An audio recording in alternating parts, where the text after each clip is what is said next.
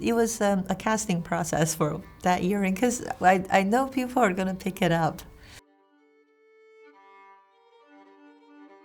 Congratulations, guys, on an incredible film. I had the privilege to see it, and I was a bundle of tears after. I wanted to ask Maggie first, how difficult was it to let go of parts of the book which didn't make it on screen, and what did that process look like for you? Because I imagine it's quite, it's like your baby. It is. Well, the book is my baby, yeah. But actually the film feels like a niece or a nephew, so it's still very closely related to me, but it belongs to someone else, which is fine, and it's exactly as it should be. I wouldn't, you can't go into this process as the novelist expecting the film to be identical to the book. There would be no point in making it. The film needs to sit alongside the book to be a new version of it. And I think it was in very good hands. So I was very happy, very happy with it. And of course there's going to be things that are in the book that aren't in the film, because the film necessarily needs to be shorter. Mm-hmm. Otherwise you'd have a film that was 9 hours long or something if we kept everything. I mean, wouldn't that be amazing? I think so. There needs to be a mini-series. Yeah. And Chloe, you've spoken about how making this has healed you in many ways, and after seeing the film, I can kind of empathize and understand.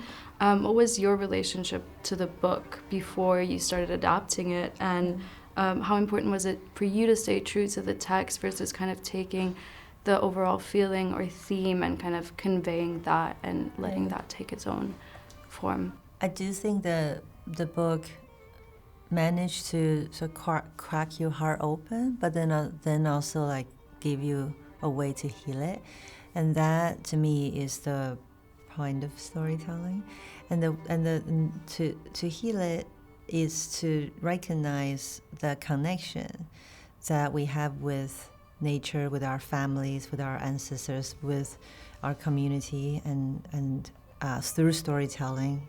It was healing for me because it sort of lifted me out of a very individualized experience, for someone who isn't always part of a community, and especially being a film director, you kind of go from job to job, like a traveling performance troupe, and you miss people you're with. So it helped me understand the importance of having a village. If you don't have a traditional family, and a village is important. And you guys obviously co-wrote the script together, but how much of the rest of the pre-production or production felt collaborative? I'm just curious what that process and working together looked like beyond just the writer's room. We didn't really have a writer's room. So to say. Quite a cyber room. It would be nice if we did, yeah. Well, Chloe was in California mostly, and I was in the UK. So there wasn't really such a thing as a writer's room. It was more like your garden, and on my side is like trains, planes, motels, hotels, dogs. Yeah. It was kind of written, it was written in this kind of, we didn't even, it was all very collaborative really. We just kind of, there was never a point where it felt like Chloe's draft or my draft. It was very kind of, there's a lot of cross-pollination. Yes, that's a good word.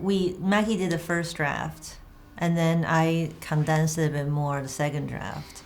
And then from that moment on, we just worked off the same draft. And we both are we come from the same place, but we're very different skills-wise. So we were able to contribute within a scene, different things the scene needs, as opposed to this chunk is yours, that chunk is mine. Well, and then when it came to kind of casting and bringing Agnes and Will to life, was it always with Paul and Jesse in mind, or did that kind of evolve as you were adapting it for the screen? It was definitely Paul or Jesse first, and then Paul in mind. And then when I brought it up to Maggie, not only she agreed, apparently you also thought Paul was gonna. Yeah, I always wanted it to be Paul. As soon as Chloe said Jesse's name, I thought, oh wow, yes. Jessie is Agnes.